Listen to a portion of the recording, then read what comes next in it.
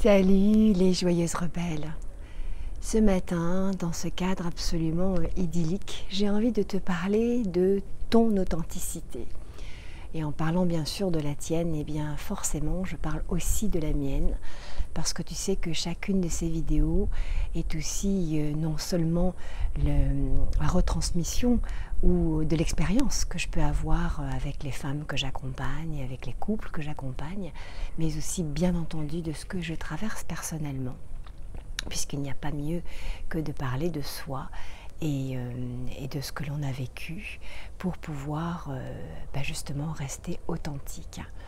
Alors oui, c'est une thématique qui je trouve est très importante.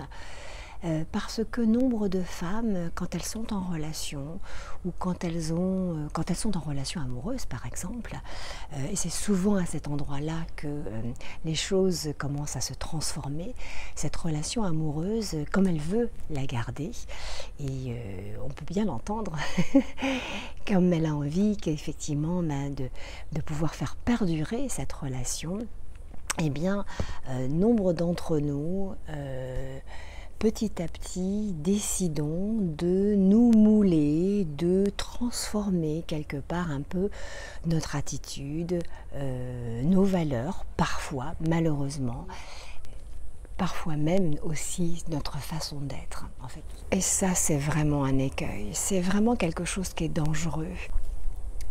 Quand on rentre dans une relation, que ce soit donc en une relation amoureuse, puisque c'est bien de ça pour l'instant dont je vais te parler, mais aussi quand on est dans une relation peut-être de travail, quand on est dans une relation ou amicale, en tout cas une relation où il y a un enjeu. Si nous décidons de nous mouler, si nous décidons de transformer une partie de notre caractère, si donc nous cherchons à cacher quelque part une partie de notre caractère pour exprimer quelque chose qui va dans le sens de l'autre, eh bien nous effectivement nous tombons dans ce danger à un moment donné que quand on va se regarder, eh bien on va plus se reconnaître. On va plus se reconnaître, on va se demander mais qui c'est qui est là en face de moi dans ce miroir? C'est qui cette femme? C'est qui cette femme qui depuis des semaines, depuis des mois, voire des années, qui est-ce qu'elle est devenue? Où est-ce que je suis moi vraiment? La femme enthousiaste, la femme joyeuse, la femme qui disait des conneries, la femme qui faisait rigoler, ou la femme poétique, ou la femme parfois un peu enfant, ou la femme boudeuse ou coquine. Si tout ça, ou en partie, ces comportements, ces états d'être, ça fait partie de toi, eh bien, je t'invite à vraiment cultiver ça et à garder ça. Parce qu'en fait, si l'autre t'a choisi, que ce soit dans une relation de travail ou dans bien sûr une relation amoureuse, c'est parce que tout ça, il ou elle l'appréciait. Et que si tu commences à te mouler et à transformer ça, à ne plus être aussi taquine, aussi coquine, à ne plus être aussi enjouée, eh bien, forcément, ça va éteindre ce feu en toi, cette énergie de vie, cette vitalité, ce bonheur d'être toi-même. Et si tu éteins ça en toi, si tu laisses l'autre d'éteindre en toi, eh bien, tu vas sentir effectivement l'opposé, c'est-à-dire tu vas te sentir dévitalisé. Et il est possible que l'autre qui t'aimait pour ces raisons-là, eh bien, se détourne aussi, s'intéresse moins à toi, parce que tu n'as pas respecté tes valeurs, ce que toi tu étais et qui te plaisait d'être. Alors c'est sûr que s'il y a des choses en toi que tu n'aimes pas, rien ne t'empêche, et l'invitation c'est justement d'aller changer ce que tu n'aimes pas. Mais il faut voir pourquoi tu les aimes pas, ces choses-là. Est-ce que c'est parce que ça ne plaît pas à l'autre? Ou est-ce que c'est parce que fondamentalement, ça ne te convient pas? Fondamentalement, c'est un poids pour toi de porter ces choses-là. Et que dans ce cas-là, effectivement, il faut aller voir. Mais il faut regarder d'où ça part. Qu'est-ce qui te motive dans le changement? Que ce soit dans le changement parce que tu ne t'aimes pas, ou parce que c'est l'autre qui ne t'aime pas comme ça. Alors si l'autre ne t'aime pas comme ça, de toute façon, il n'y a pas de possibilité de nourrir la relation, d'aller plus en avant dans cette relation. Parce que ce qu'il faut, c'est que si l'autre ne t'aime pas, c'est que toi, tu restes toi-même. Si tu ne restes pas toi-même, tu vas te déchirer. Et puis un jour, tu vas te lever, tu vas regarder dans le miroir, tu vas regarder la photo de toi d'il y a 10 ans ou d'il y a 5 ans, et tu vas te dire, waouh, mais c'est plus moi ça.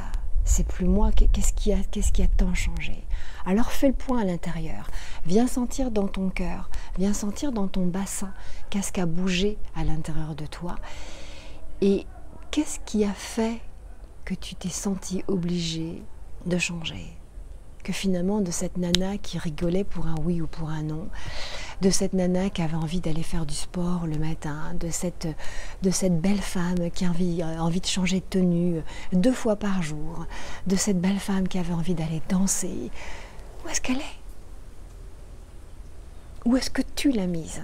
Parce que finalement l'autre, il vient de faire une proposition, mais c'est toi qui t'engouffres dedans. C'est nous qui allons, pour différentes raisons, alors les raisons on peut les connaître, celle de vouloir être aimé, celle donc forcément de ne pas être abandonné, voilà, il y a plein de raisons. Cherche ça, cherche à l'intérieur de toi, c'est quoi ces vraies raisons qui ont fait que tout d'un coup tu te mets plus à danser dans ta cuisine, en train de faire à manger, que tout d'un coup, toi qui aimais écouter tous ces podcasts, ces émissions de radio, qui aimais chanter à tue-tête, où est-ce que tu as mis tout ça? Qu'est-ce que c'est devenu? Est-ce que tu t'es perdu? Et où est-ce que tu t'es perdu en chemin? Et pourquoi tu t'es perdu en chemin? Retrouve ça. Retrouve ces parts de toi que tu aimes. Retrouve ces parts de toi qui t'ont donné de la joie, parce que c'est ça ton indicateur. Donner de la joie à l'intérieur de soi. Retrouve tout ça pour pouvoir réassembler tous ces morceaux de toi qui sont peut-être un petit peu éparpillés, pour pouvoir plaire à l'un, pour pouvoir répondre à l'autre, et qui tout ça bien entendu sont juste du faux en fait, du faux parce que ça ne correspond pas à ce que toi tu es. Rassemble tout ça, viens chercher dans ton cœur comment tu pourrais retrouver le chemin de cette femme que toi tu aimes être et qui est fondamentalement toi. Et à nouveau, remets-toi en mouvement, remets de la danse dans ton corps, remets de la voix dans tes cordes vocales. Commence, liste toutes les choses que tu aimes faire, liste tout ce que tu aimes chez toi. Et ce que tu n'aimes pas, alors transforme-le en douceur. Vois comment tu peux mettre de la lumière sur toutes ces parts d'ombre, sur tous ces endroits qui t'accrochent et qui font que, non, cette partie-là, moi j'en veux plus, je ne me reconnais plus là-dedans. Mais il faut que tu te reconnaisses avec le plus de sincérité possible dans qui tu es fondamentalement. Parce que plus tu seras toi, et plus les autres ils t'aimeront, et plus tu es toi, et plus les autres, plus certains et certaines s'éloignent de toi, alors laisse-les passer. C'est pas leur chemin de tracer la route avec toi. Plus tu es authentique, plus tu es vrai, plus tu es dans ta générosité de ce que tu portes à l'intérieur de toi, et plus on va t'aimer. Je te laisse réfléchir à tout ça, joyeuse rebelle. Et puis je reviens dans quelques jours pour t'offrir un autre partage très court, peut-être encore dans cet environnement magique, dans lequel je partage une semaine de tantra avec plein d'autres enseignants. Et c'est juste extrêmement porteur. Et ça aussi, c'est ce que propose le tantra, c'est d'aller vérifier à quel endroit on se transforme, à quel endroit on se travestit plus exactement. Parce que se transformer, oui, bien entendu, chaque jour est une transformation, et ça, c'est bienvenu. Mais à quel endroit je me travestis, à quel endroit je ne suis pas moi. Et le tantra propose ça. Et c'est vraiment un travail absolument magnifique. Et aussi bien dans cet environnement du tantra avec tous mes amis, que dans cette nature généreuse, je me sentais portée pour venir partager ça avec toi, sur cette authenticité et sur ce fait de reste qui tu es dans ces espaces que tu aimes être, qui te portent vers la joie, qui te donnent de la vitalité, qui te donnent des élans, qui te donnent envie de croquer dans la vie, Si tu sens que tu n'as plus envie de croquer dans la vie, c'est qu'à un endroit tu t'es perdu. Alors cherche, refais le chemin en arrière, regarde les événements qui t'ont perdu, qui ont perdu cette qualité d'être qui est la tienne, qui fait toute ta différence avec tous les autres. Et remets ça en lumière et vois comment à nouveau, dans ton corps, dans ton cœur, dans ta tête, tu peux décider de remettre de l'énergie pour être et laisser transparaître qui tu es fondamentalement. De la joie, de l'amour, de la bienveillance, de la folie, certainement, quelque part.